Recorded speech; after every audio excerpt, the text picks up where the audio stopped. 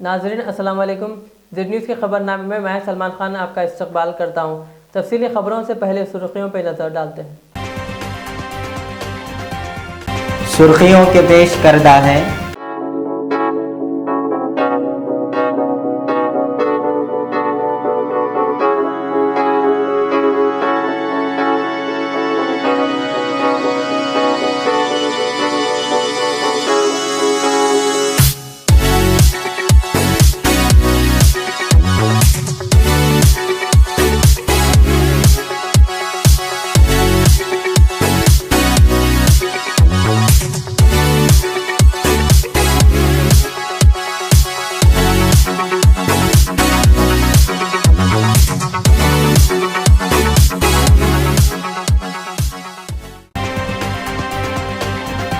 वज़ीर आज़म नरेंद्र मोदी का बंडी संजय को फ़ोन, जीएचएमसी पोलिंग की ली जानकारी। किसानों के मुद्दे पर केजरीवाल का पंजाब के वज़ीर आला पर हमला, कहा कैप्टन साहब गंदी सियासत न करें। नोएडा में फिल्म सिटी को लेकर बयानबाजी तेज़ी से जारी है। उद्धव ठाकरे बोले यहां धमकी नहीं चलेगी। फिल्मी अदाकार और बीजेपी रुकने parliament Sunny Deol corona positive पाए गए, अपने ट्वीट के जरिए दी जानकारी। वोट न देने वालों को सरकारी स्कीमात से महरूम कर देने साइबराबाद कमिश्नर पुलिस ने दी तजवीज़। Hyderabad city police commissioner Anjani Kumar ने voter counting centre strong room का किया मुआयना। चेवल्ला के पास पेश आया सड़क हादसा, जिसमें हैदराबाद से ताल्लुक़ रखने वाले एक ही ख़ानदान के 6 अफराद हुए हलाक।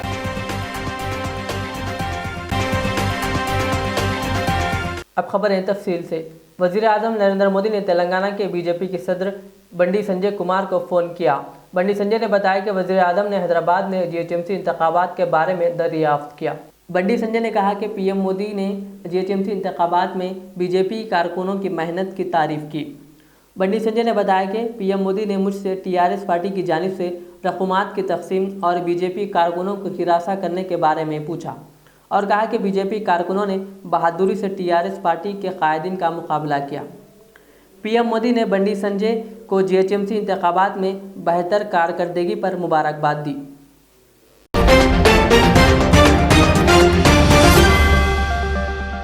नोएडा फिल्म सिटी को लेकर उत्तर प्रदेश के वज़ीर आला योगी आदित्यनाथ और महाराष्ट्र के वज़ीर आला उद्धव ठाकरे के दरमियान बयानबाजी तेज हो गई है। बता दें कि यूपी के वज़ीर आला योगी आदित्यनाथ आज मुंबई के दौरे पर हैं और वो यहां पर फिल्म सिटी के सरमायाकारों के साथ एक मीटिंग करने वाले हैं।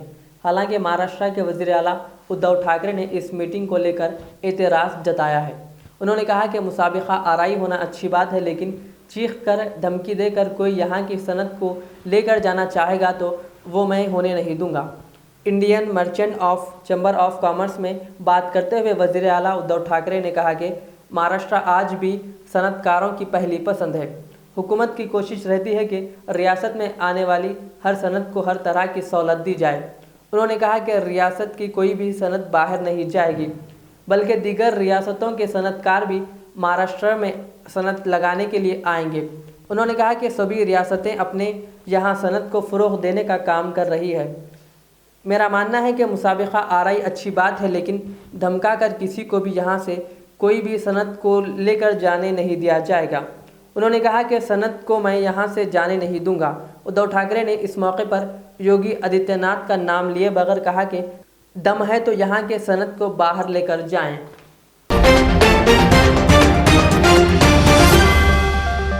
फिल्म अदाकार व बीजेपी रुकने parliament Sunny Deol corona positive पाए गए। सनी देओल ने खुद ट्वीट कर कोरोना पॉजिटिव होने की जानकारी दी है। सनी देओल ने ट्वीट किया कि मैं कोरोना टेस्ट करवाया और रिपोर्ट पॉजिटिव आई है। मैं आइसोलेट में हूं और मेरी तबीयत ठीक है। उन्होंने कहा कि मैं दरख्वास्त करता हूं कि आप में से जो भी लोग गुज़िश्ता चंद दिनों से मेरे राब्ते में आए हैं वो भी अपना टेस्ट करवा लें।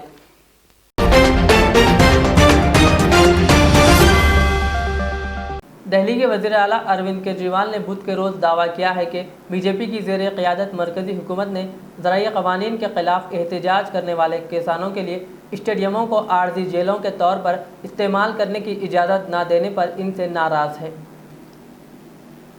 केजरीवाल ने प्रेस कॉन्फ्रेंस में वज़ीर आला पंजाब अमरिंदर सिंह पर हमला किया और कहा कि वो दिल्ली में 3 ज़राई क़वानीन मंजूर कराने का इल्ज़ाम लगाकर बीजेपी की ज़ुबान बोल रहे हैं। केजरीवाल ने कहा कि वज़ीर आला पंजाब किसानों के मामलों पर गंदी सियासत न करे।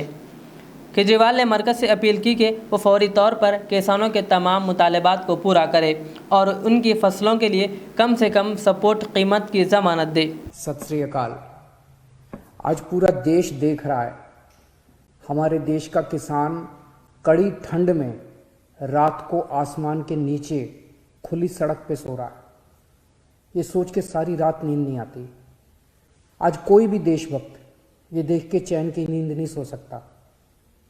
ये लड़ाई सिर्फ हमारे किसान भाइयों की नहीं है, ये हम सब की लड़ाई है। जरा सोचिए, जो 2 वक्त की रोटी हम खाते हैं वो हमारे किसान भाइयों की मेहनत की उगाई हुई होती है। हम सबको इस लड़ाई में अपने किसान भाइयों का साथ देना है। कल पंजाब के मुख्यमंत्री ने मुझ पे आरोप लगाए कि दिल्ली में मैंने ये काले कानून पास कर दिए। इतने नाजुक मौके पे भी इस तरह की गिरी हुई राजनीति कैप्टन साहब कैसे कर सकते हैं? ये तो तीनों केंद्र के कानून हैं। जिस दिन राष्ट्रपति के इन तीनों कानूनों पे दस्तखत हुए थे, उसी दिन ये तीनों कानून पूरे देश में लागू हो गए। अब ये किसी राज्य सरकार के ऊपर नहीं है कि वो इन्हें लागू करेगी या नहीं करेगी। अगर राज्य सरकारों पे होता तो देश भर से किसान केंद्र सरकार से बात करने के लिए दिल्ली क्यों आते? वो अपने अपने राज्य के मुख्यमंत्रियों से मांग करते। ये कानून केंद्र सरकार लाई है और कोई भी राज्य सरकार इन कानूनों को ना तो रोक सकती है और ना पास कर सकती है।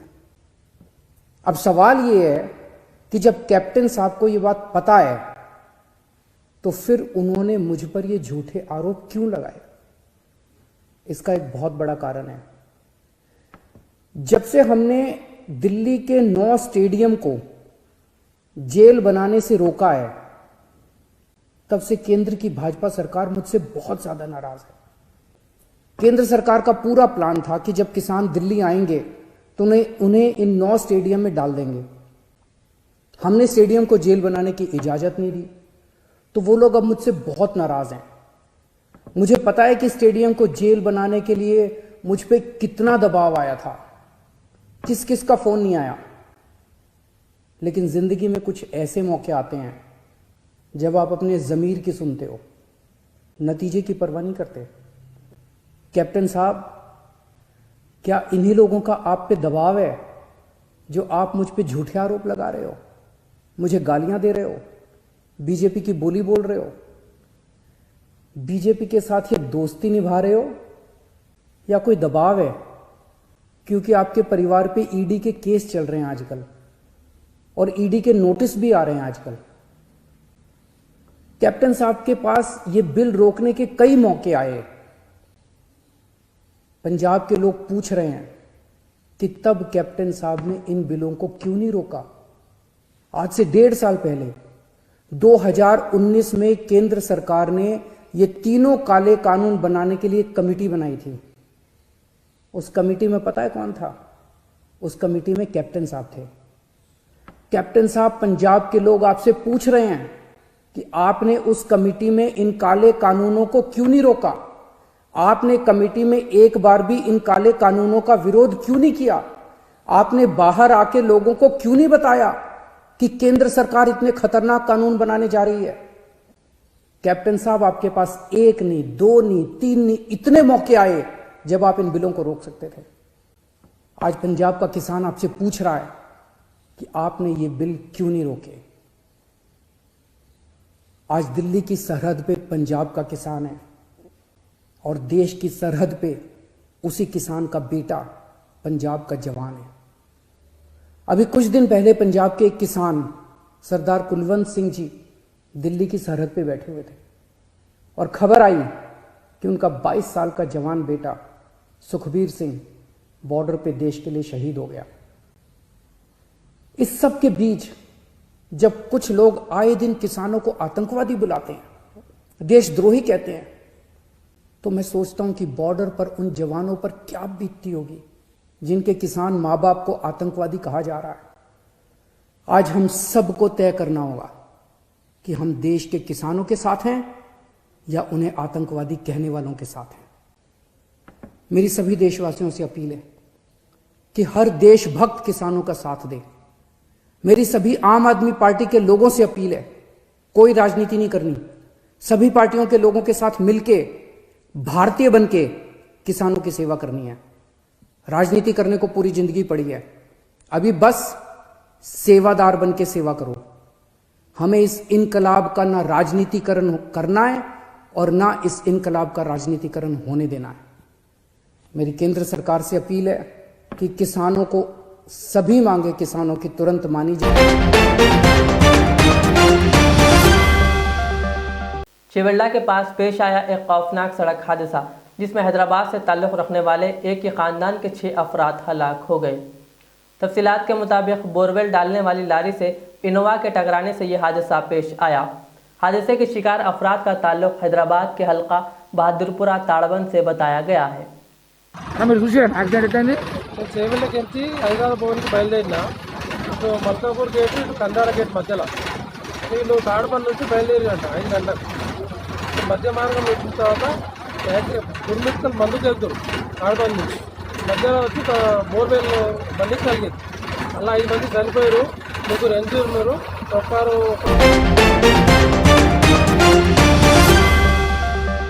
Hyderabad city police commissioner Anjani Kumar ने एलबी स्टेडियम पहुंचकर voter counting centre strong rooms का मुआयना किया। इस मौके पर इनके हमरा पुलिस और इलेक्शन कमीशन के आला ओहदेदार भी मौजूद थे। बादशाह उन्होंने मीडिया से तफसीली खिताब किया। DCP rank officer, joint CP rank officer, additional CP rank officers सभी काउंटिंग सेंटर का विजिट और वहाँ का सिक्योरिटी अरेंजमेंट उसका पूरा आज जायज़ा लिया गया। GHMC officials, revenue department officials, state election commission के ऑफिशियल्स के साथ पूरा जो सीक्वेंस ऑफ इवेंट होगा, जो फ्लो ऑफ इवेंट होगा काउंटिंग के दिन, उसका पूरा जायज़ा लिया गया। जैसा कि आप देख रहे हैं यहाँ एलबी स्टेडियम में जो जिम्नाजियम ग्राउंड है और बॉक्सिंग ग्राउंड है, यहाँ पे movement of ballot boxes from strong room से लेकर काउंटिंग टेबल तक उसका क्या सीक्वेंस रहेगा, पुलिस का सिक्योरिटी कैसा रहेगा।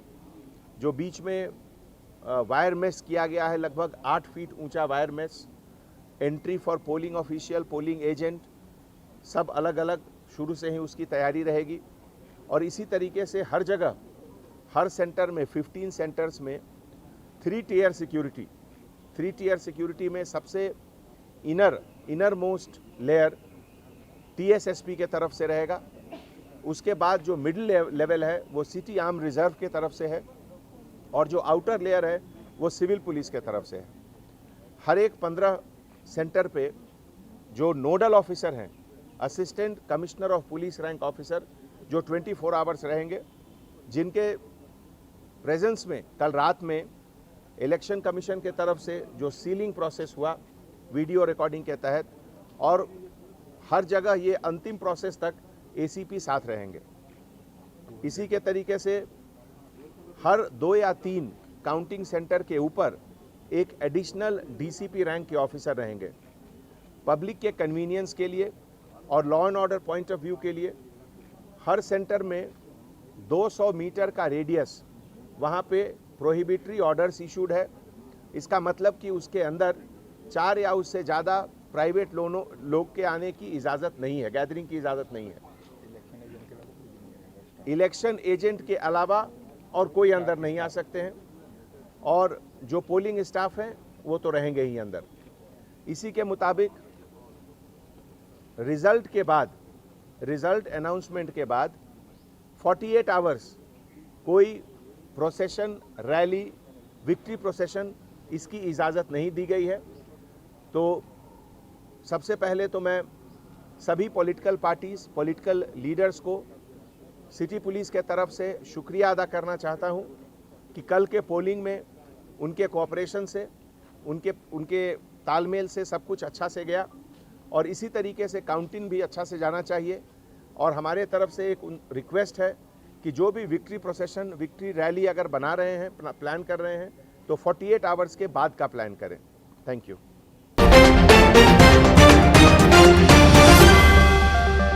Cyberabad police commissioner VC Sajjanar ने ग्रेटर हैदराबाद इंतखाबात में कम वोटिंग पर तशवीश का इजहार किया। पोलिंग के इख्तिताम के बाद उन्होंने कल शाम मीडिया से बात करते हुए कहा कि वोटर्स के वोट देने में दिलचस्पी ना दिखाना बायज़ तशवीश है।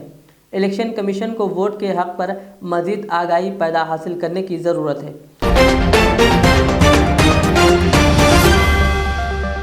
आखिर में और एक बार सुर्खियों पर नज़र डालते हैं। वज़ीर आज़म नरेंद्र मोदी का बंडी संजय को फ़ोन, जीएचएमसी पोलिंग की ली जानकारी।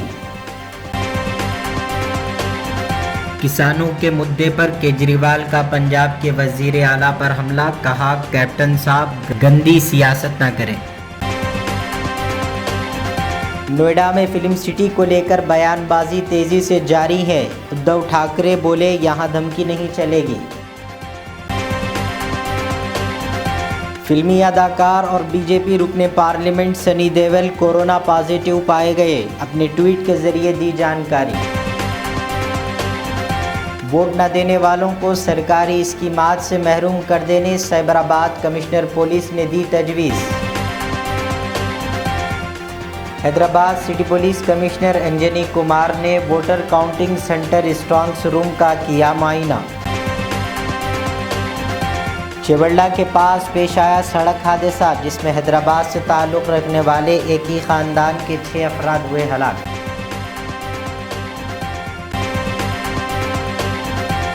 ये थी आज की दिन भर की हमारी खबरें। कल के खबरनामे के लिए मुझे इजाज़त दीजिए। हमारे ज़ेर चैनल को यूट्यूब पर सब्सक्राइब और फेसबुक पर लाइक ज़रूर करें। अल्लाह हाफिज़। रियाज इस्लामिक स्कूल तालीमी मैदान में एक नया इनकलाब। इस्लामिक और मॉडर्न एजुकेशन की अजीम दरसगाह। 23 साल तजुर्बे के बाद तलबा और तालिबात के लिए रियाज इस्लामिक स्कूल पेश करता है हिफ्ज़ कुरान, नाज़िर कुरान, क़ायदे के अलावा नर्सरी ता 10वीं जमात तक के तालीम का बेहतरीन नज़्म। बच्चों के लिए हॉस्टल की सहूलत, मुस्तहिक़ तलबा के लिए खुसूसी रियायत, तलबा और तालिबात के लिए अलहदा क्लासेस के माकूल नज़्म, खुसूसी computer classes, hardware and software training. बच्चों में तहरीरी और तकरीरी सलाहियतों को उजागर करने के लिए हफ्तावारी प्रोग्राम। काबिल और मुशफ़िक़ असातिज़ा इकराम की निगरानी में बेहतरीन तालीम नज़्म। सुबह 8 बजे तक शाम 4:30 बजे दाखिले जारी हैं। उजलत कीजिए। Riyaz Islamic school, opposite lane, new SR petrol pump, Vattepally, Hyderabad. मैं के अमार हूँ। सन 1995 में मुझे एक अजीम मकसद के लिए कायम किया गया। मुझसे कई हजार अमीर और गरीब खानदान जुड़े हुए हैं, जिन्होंने अपने ख्वाबों के महलों से मुझे सजाया। मैं अपने चाहने वालों को तरक्की याफ्ता शानदार इलाकों में आबाद करने के लिए मशहूर हूँ। अब आपकी खिदमत में तेहरान गाह के दामन में काफी वसी व अरीज खूबसूरत कॉलोनीज लाया हूँ। आपकी पसंद, आपकी सहूलत, मेरी खिदमत सिर्फ 4 लाख से 8 लाख के दरमियान। मुझसे जुड़ें और अपना भी ख्वाबों का महल बना लें और तरक्की को अपना मुकद्दर कर लें। यूं जमीन पे बैठकर क्या आसमान देखता है, परों को खोल जमाना उड़ान देखता है। के अमार का सदर दफ्तर आरामगढ़ चौराहे पर मौजूद है।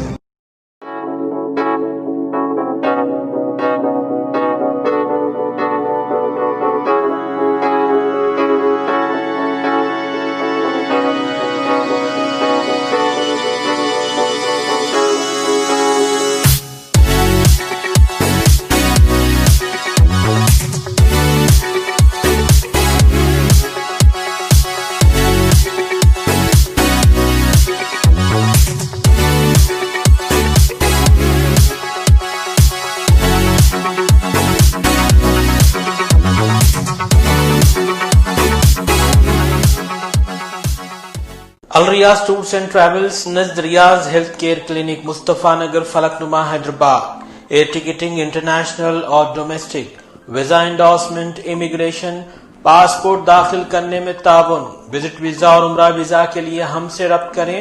वेस्टर्न यूनियन और मनीग्राम के साथ साथ दीगर सहूलियात भी मौजूद। Proprietor Mohammad Riyaz Ahmed, Al Riyaz tours and travels. खिदमत का मौका दें, आपका इत्मीनान हमारी कामयाबी। आदाब नाजरीन, मीर मुस्तफ़ा ज्वेलर्स आपकी खिदमत में जदीद ज़माने के नई जेवरात का शानदार कलेक्शन पेश करते हैं।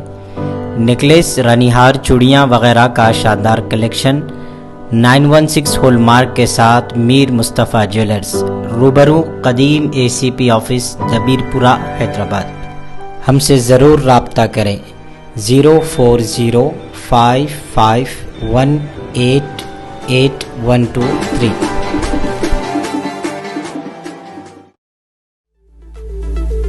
ज़ेवरात की दुनिया में शहर हैदराबाद का बाएतिमाद नाम मीर मुस्तफ़ा ज्वेलर्स, जो दुल्हन के हुस्न को चार चांद लगा दे। नेकलेस, चूड़ियाँ, रूबी, रानीहार का शानदार कलेक्शन पेश करते हैं। मीर मुस्तफ़ा ज्वेलर्स, रूबरू मदीना होटल, अल्फाज स्कूल, हाफिज बाबा नगर, हैदराबाद। 0402444657।